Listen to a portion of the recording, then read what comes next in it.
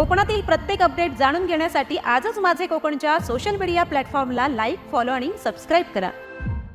रायगड जिल्ह्यातील महाड तालुक्यातील कुसगाव खुर्द येथे कौटुंबिक वादातून चुलता आणि पुतण्यामध्ये झालेल्या भीषण हाणामारीत रक्ताचे पाट वाहिल्याची धक्कादायक घटना घडली आहे। नवीन घर बांधण्याच्या कारणावरून हा वाद चिघळल्याचे समोर आले आहे। बाळाराम तुकाराम किरवे हे कुसगाव येथे नवीन घराचे काम करत होते।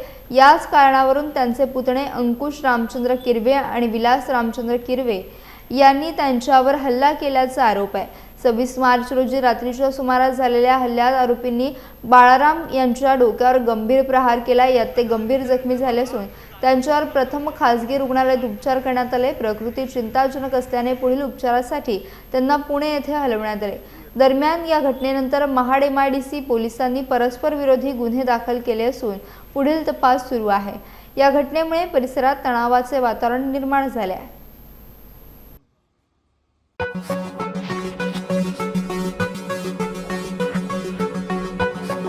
Thank you.